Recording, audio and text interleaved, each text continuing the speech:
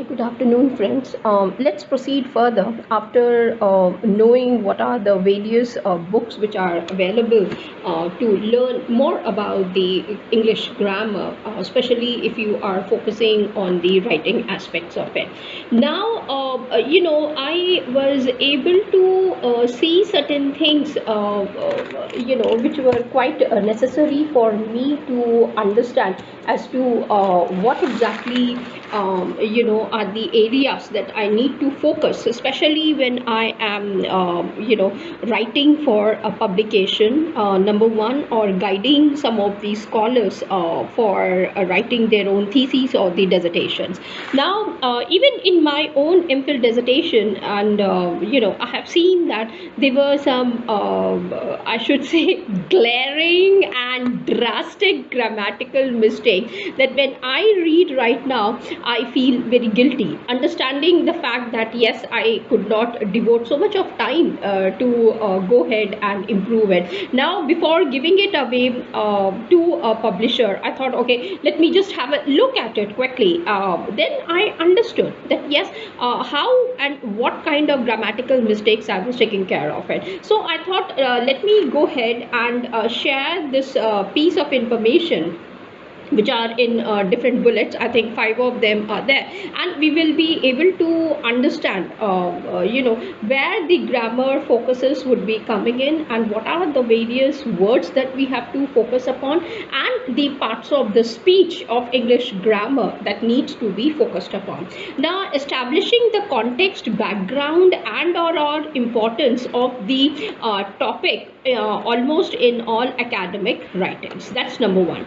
Number two, they say that if you are presenting an issue, problem, or a controversy in the field of the study, especially when we are writing a research paper or a thesis or dissertation, a synopsis or abstracts, these are the areas that they have specified it. Especially, they said that there are certain words that are looked forward to be present. Their omnipresence has to be checked out. Like if you are going to a religious place in India, I'm taking care of it, you expect certain things to be there, correct? Now, if you are watching a movie, you expect your hero to be presentable in certain manner, and a heroine to be in a some other way, and a villain will definitely have his or her own I would say features. In the same manner, if you are looking into your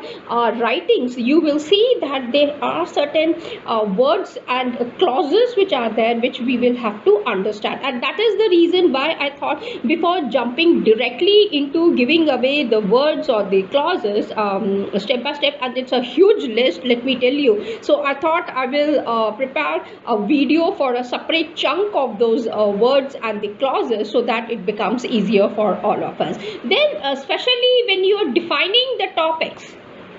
Now, you see, before I could understand the importance of this, in one of the workshop which I was attending, and the resource person was none other than Dr. Neeraj Kaushik sir. There, he picked up a paper, and he started off saying that, see the way they have defined their terminologies. Now, you see, if you are defining, there are certain ways in which you need to go ahead and look for them or write the definitions and for the key terms. And this is the reason why you will see in one of the future playlist or playlist I'm saying, for the video, I would be going ahead and showcasing to you the difference between a social science paper, a management paper, and a science paper. Now, if you will understand how the definitions have been written, and how each and every journal, now when I'm talking about journal, I'm talking about the Scopus or the ABCD journal, for which we have got so much of hype, and if we are really interested in getting our work published in those journals, then we should be prepared ourselves for getting those things also necessarily. So before I can go ahead and show you different journals, number one, looking at the reviews, the way the peer reviewers are reviewing your work, number two.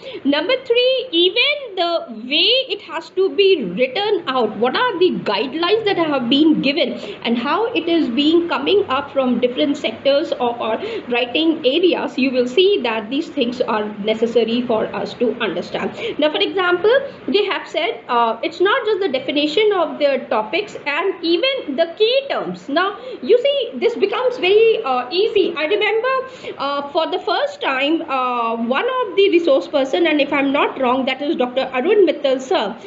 He was the one who I was attending one of his workshops, and he said that from the title, you can come up and you can write the keywords. Okay, now the question arises, the keywords or the key terms. Now we will see how the key terms or the keywords have to be framed out apart from the definitions also, as seen in abstracts number 1, synopsis, theses, and the dissertations also. So this it becomes number 2. This is the third point that I wanted to focus upon, and the fourth point is state the purpose of the essay or the short paper, which is also seen in the theses and the dissertation. So for example, when you are writing the sentence, the statement for the purpose for why you are writing this particular thesis or the dissertation or the paper, at that time how these things have to be understood is also, and what kind of words, what kind of clauses, what kind of sentences are looked forward is what my main intention is. At last but not the least, if you look into this, you will see provide an overview of the coverage, that is the structure of the writing. As you can see in the publications like Emerald, definitely yes, Elsevier I have seen, Sage also goes ahead with this one, Wiley also takes care of this, and definitely with the Taylor and Francis. Now these are the 4, 5, and even Nature. Now I have to somehow come up with the journals in such a manner that it covers the various areas. Now, for example, if I have to look up for the medicine nursing schools, then BMC is there, PLOB is there. So I have to understand as to how those journals are taking care of it and how they are publishing. Now, even if you look with the theses and dissertations, I took some time away and I did not do anything apart from downloading certain electronic theses and dissertations from the various countries, and I really sat down to understand how the what is the structure they are taking care of it, and it was like a rigorous exercise that was given to me. And then they said, why don't you study all by yourself rather than asking us right now? So, I had to make the detailed observations as to how the Canadian students are doing, how the American students are doing, and even in America, the things are very, very different. Like if you go to Princeton, the theses that are written are in a very different style, and that's why their writing centers give you the training, give you in the sense the student, the training that they have to undergo and then carry forward, and this has to be taken care of right from the undergrad level rather than just at the MPhil or the PhD level. Similarly, if you go to Australia, there are different universities, and if you look at their websites, you will be seeing that they have got the writing centers, and especially on the grammar, and they really focus not all parts of the speech. I would say there are certain areas, and we will see what those areas are and how and why they are also important, and that's what made me interesting. Now when I have very good friends of mine teaching in different departments, and when I'm interacting with them, they told me, they specified it, that says yes, we have to take care of these things also, because when the thesis goes for the inspection, especially for the invigilation, at that time they have this marking grid completely, which I'll showcase to you later on as to how the marking grid is there, and one of the part of that is grammar and the structure of the thesis. And if your grammar is not well, and it is not just the neutral position that the grammar takes part, it is the second apart from the critical thinking and learning aspect of it, just before that 80% they are focusing even on the grammar and the writing style of the entire thesis. So we will have to to look into it and try to understand as to how they are taking care. So this is exactly the 5 points that I wanted to discuss and showcase to all of you. So let me come up in my next video as to what are the various words that we can look for, especially in these parts, and then carry forward from there. Till then, thank you for watching. Have a wonderful day. Take care. Bye.